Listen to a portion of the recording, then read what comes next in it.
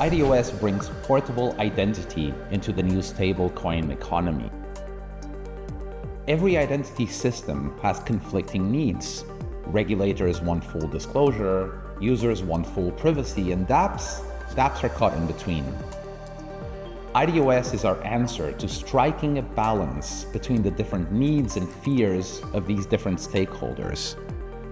Our users have full control over how their data is shared and full privacy guarantees. Regulated entities have compliant access to online data that they don't need to copy. And we're building a sustainable economy model to ensure that the network remains secure and available in perpetuity.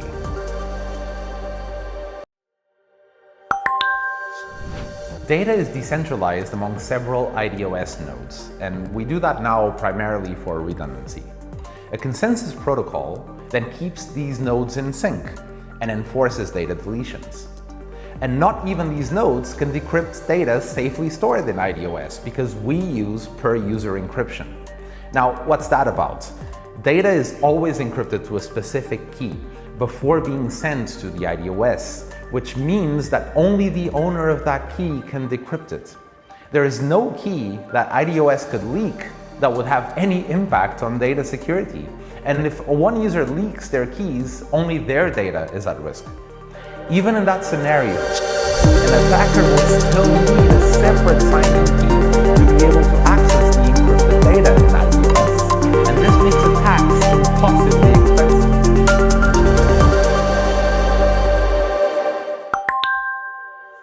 There is no biometric data to access. While you're showing your face to your device, FaceSign only stores what's called a corresponding feature vector. This vector is kind of like a hash in that it can't be transformed back into a photo or any other human-readable representation of your face.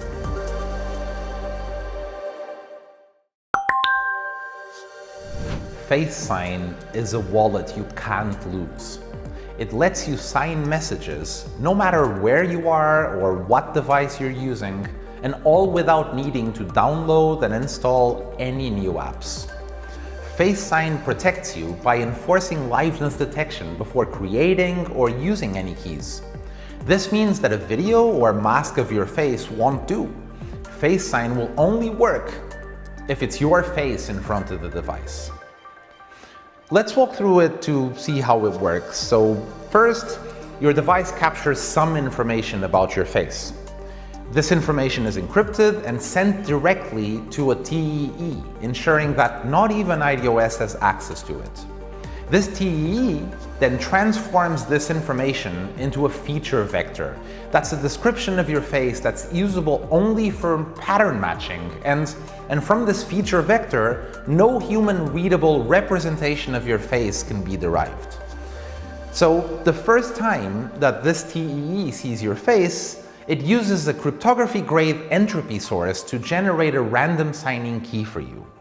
This key is then returned to your device, which it can then use to sign messages like a regular wallet does.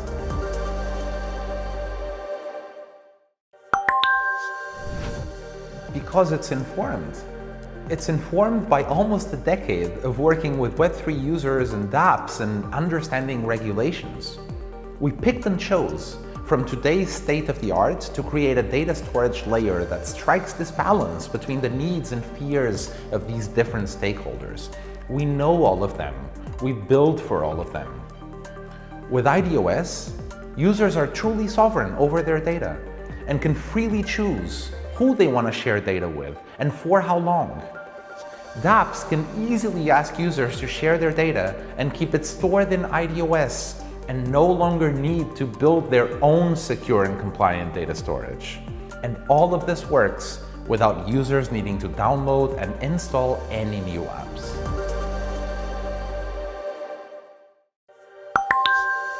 In idOS, you share data by means of access grants. So when a dApp wants you to share your data with them, they will ask you for one of those. And if you choose to accept this sharing request, then the relevant data will be re-encrypted on your device to the dApp's key, and then written back into idOS for them to access it if and when they need it. If you change your mind later, you can unilaterally revoke this access grant, ensuring that the dApp no longer has access to your data. Time lock is an optional add-on to an access grant. When a dApp asks you to share some data, they can optionally add a time lock to that request. And as the owner of your data, you get to decide if you accept it or not. Time locks can be used for many purposes, but are particularly useful in the context of AML regulation, which mandates obliged entities to maintain access to the data underlying a KYC verification for a certain period of time. You can still delete your data anytime, but if you've agreed to a time lock for a particular access grant, you won't be able to delete the corresponding data until the time lock expires.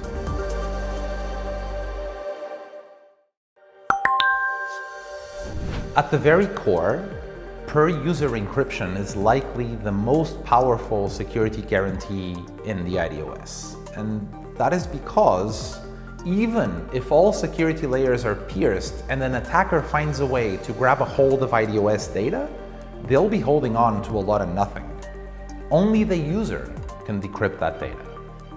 That said, this per-user encryption is only one of the several layers that keep idOS secure. For example, regular data storage systems will serve unencrypted data to anyone passing the right authorization checks. With idOS, even if a user leaks their access key, an attacker would still need their decryption key to make sense, any sense, of the leaked data.